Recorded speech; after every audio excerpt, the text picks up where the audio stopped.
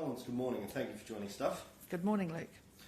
Last night in the House, there was a quite incredible debate between the Speaker of the House, Trevor Mallard, and two National Party MPs, predominantly Chris Bishop and Michael Woodhouse, over his handling of the defamation case, where he had to give a taxpayer-funded payout.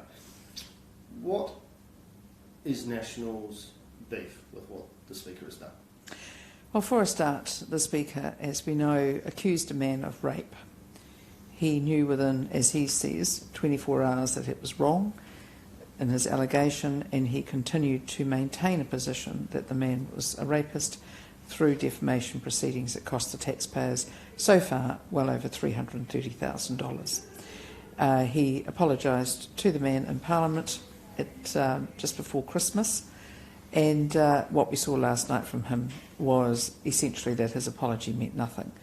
He's continued to basically to use parliamentary privilege to accuse the man now of sexual assault, but at the same time he has dismissed attempts to get him to answer questions about that Chris Bishop and Michael Woodhouse put to him, that he accused them, or attacked them rather, used parliamentary privilege again to attack them. What we saw last night was a display of petulance and anger and essentially verbal violence that was just unbecoming and unworthy of a Speaker of Parliament. And even an MP behaving like that should be pulled into the Prime Minister's office and given a good dressing down. But a Speaker, he shouldn't be in the job. Now, as part of his responses last night, Mallard apologised a couple of times, and then he essentially, his argument was essentially that, yes, I made a mistake, but I'm trying to fix up the culture of Parliament, and it's a tough business, basically. Do you accept that? No, I do not. What we saw last night, and the Francis report was essentially around the bullying culture. We saw, again, the bullying culture that Trevor Mallard oversees. We saw it from him in his behaviour. When questioned, he attacked those whose job it is to question him. He was what we would call in the chair as the essentially minister in charge of parliamentary service. He couldn't answer the questions that were put to him without a vindictiveness and anger and lack of professionalism, to an extent that I have never seen it in my almost 20 years in Parliament. I've never seen such behaviour. And to see it from the Speaker says he is totally unfit for the role. I've also written again, or writing again I should say, to the Prime Minister this morning, asking her to remove him from the role. She has 65 votes in Parliament. Her usual excuse has been she'll leave it to Parliament. She controls essentially Parliament with her 65 votes, and the National Party will obviously bring our 33 votes to bear as well. I believe the ACT Party would support that, and other parties may well seek to do it. She could simply ask him to go, and she needs to have someone in the role, or we need to have someone in the role who is actually fit for the role temperamentally. And temperament for a Speaker is important to the good governance of Parliament, and at the moment what we've got is frankly making a mockery of Parliament. So the National Party's totally lost confidence in the Speaker? Yes, well, we had lost confidence before, but last night's display, we'd been told that we were going to get the truth, we were going to have answers to questions. What we got was vindictiveness, anger, ego, and intemperate response from a man whose job it is to be actually the judge and jury for Parliament's MPs and their behaviour. He is entirely unfit for the role because of his temperament. Moving along, do you think that the government has a separatist agenda when it comes to Māori governance? What's quite clear to me is that the government does take steps, is taking steps right at the moment to bring in an agenda that looks extremely separatist to me, and they're doing that without a proper conversation with the New Zealand public. They had plenty of opportunities during the election campaign to talk about what they were actually planning.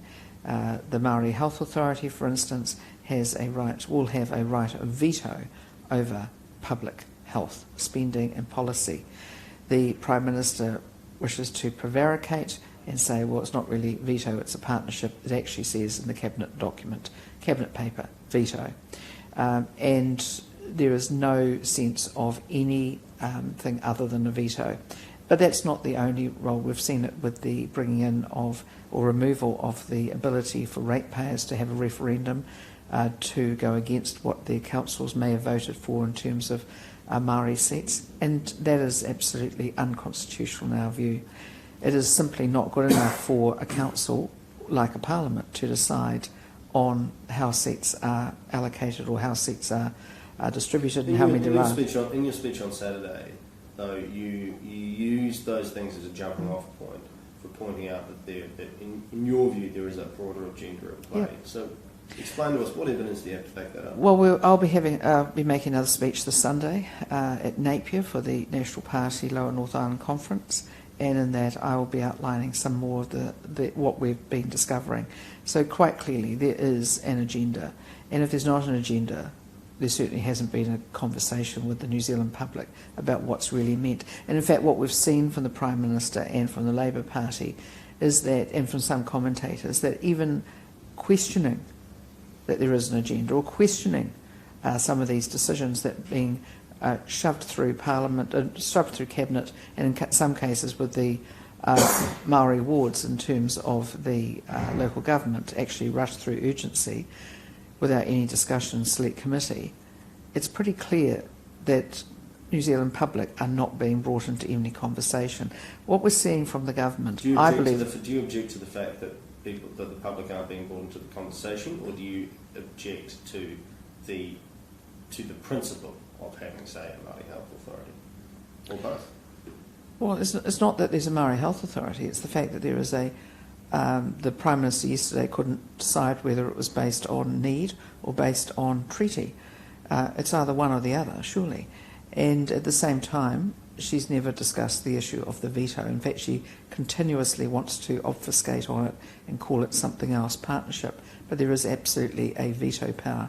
I think what we're seeing is displayed as a very radical interpretation of the Treaty of Waitangi from 1840.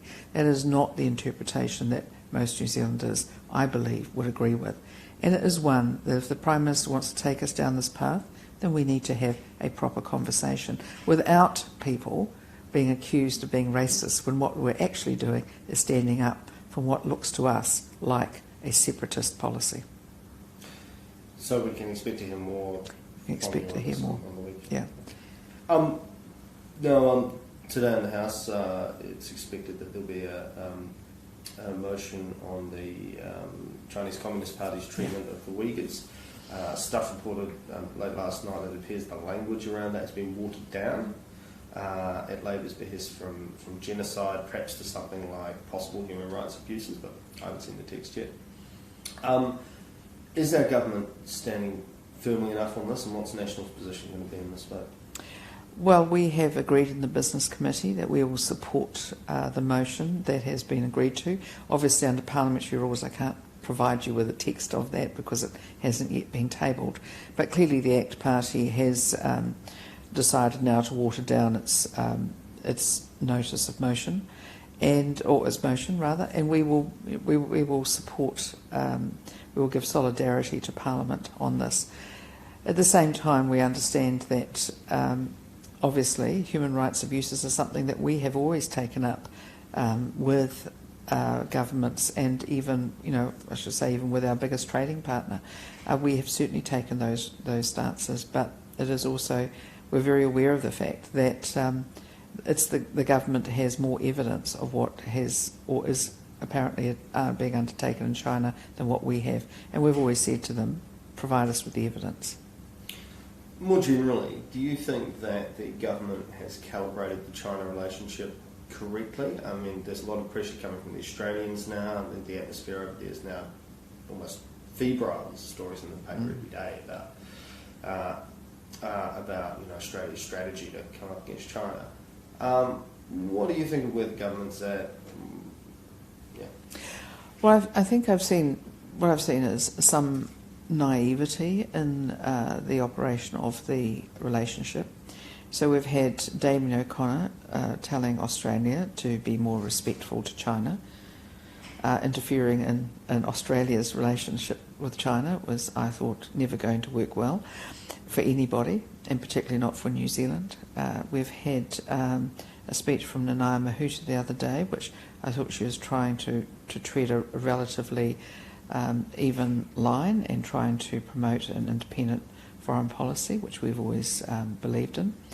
But once she worked into the dragon and Taniwha metaphors, people were all confused about what was happening. And it certainly sort of lost the Australians, I noticed.